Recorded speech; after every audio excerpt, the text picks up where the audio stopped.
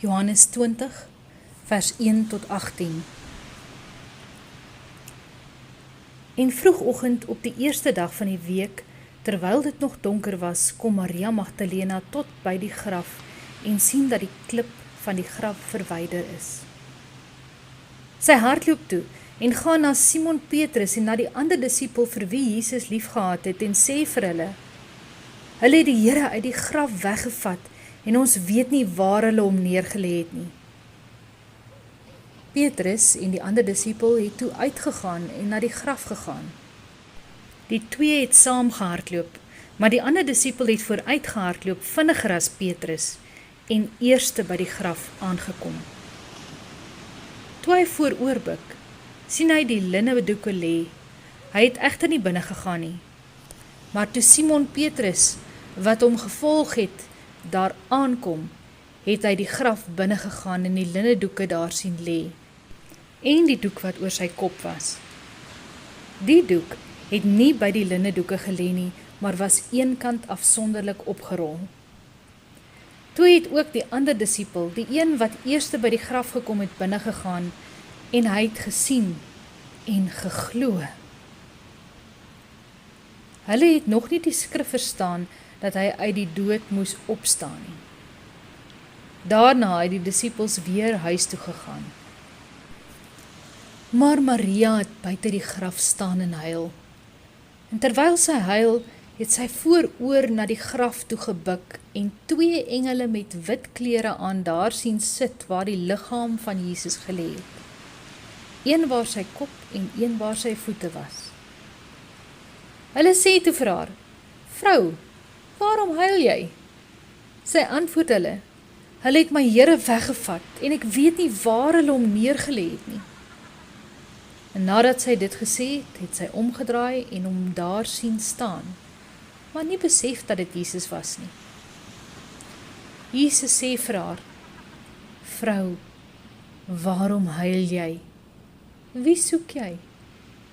Sy het gedink hy is die tuinier en sy sê toe vir hom, "Meneer, as u hom verwyder het, sê vir my waar u hom neergelê het en ek sal hom wegneem." Jesus sê vir haar, "Maria." Sy het omgedraai en in Hebreëus vir hom gesê, "Rabboni." Dit beteken leermeester. Jesus sê vir haar, "Moenie my langer vashou nie, want ek het nog nie na my Vader opgevaar nie. Maar gaan na my broers en sê vir hulle, ek vaar op na my Vader en julle Vader, en na my God en julle God." Maria Magdalena gaan vertel toe aan die disipels, "Ek het die Here gesien," en dat hy hierdie dinge vir haar gesê het. Die Here het opgestaan. Die Here het waarlik opgestaan. Amen. Heeltemal alleen, terwyl dit nog donker is, stap Maria Magdalena na 'n graf toe. So vertel Johannes dit. Kan daar 'n groter alleenheid as juis dit wees? 'n dieper eensaamheid as dit? En dink aan die onsekerheid wat sy in daai tyd moes beleef het. Haar hele lewe het om Jesus gedraai en nou is hy dood. 3 dae gelede was sy by hom toe hy gekruisig is, het sy daar gehuil. En nou op hierdie oggend, die eerste van 'n nuwe week, wil sy gaan rou by die graf. Moet sy dink oor wat nou?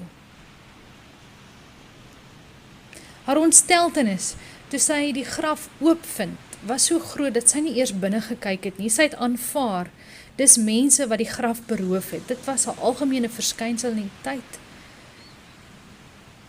En dit moes haar met 'n diepe afgryse gevul het. Sy is ontstel, sy hardloop om te gaan geselskap soek, om nog mense te gaan soek om haar ontsteltenis te deel. En wie kruis hy vir Petrus en vir Johannes?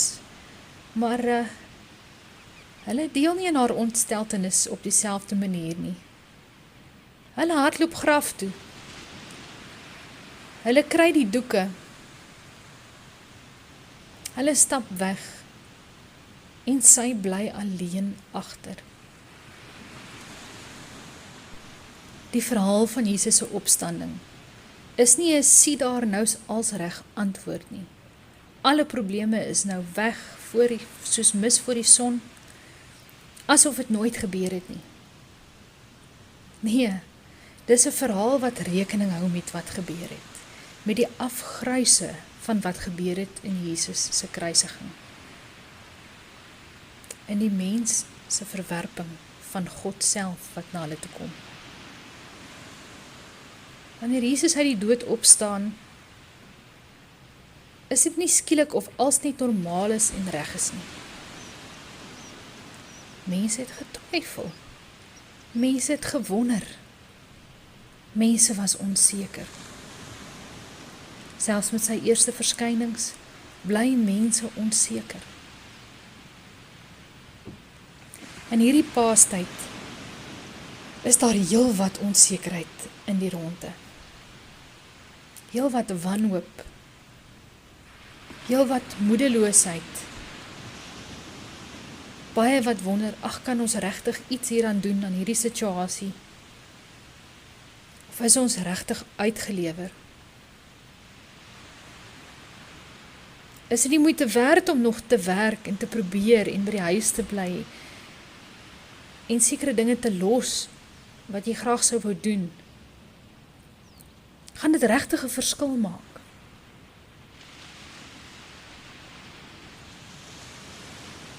Die Here werk op wonderbaarlike wyse. Hy bring lewe waar 'n mens net dood sien.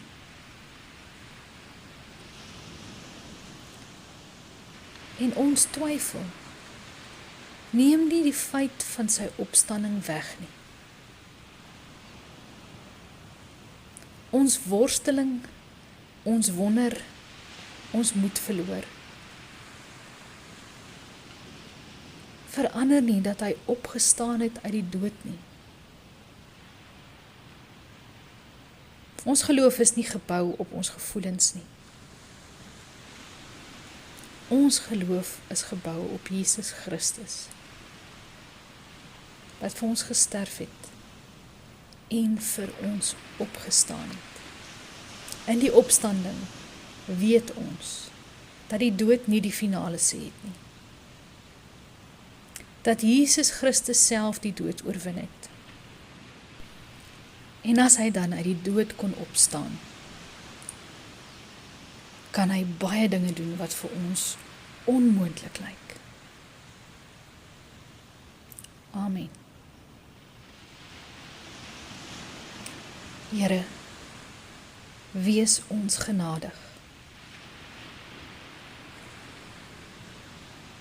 Kom ons ongeloof te hulp. Here, wees ons genadig en vul ons met die hoop en die vertroue op u opstanding. Here, kom deur die Gees, u lewegewende Gees, en blaas lewe in ons. En kom skep nuwe lewe uit hierdie doodsheid. Amen.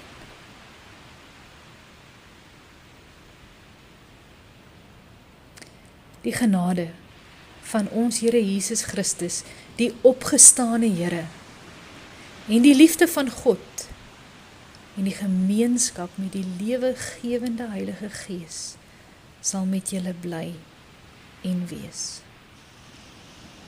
Amen.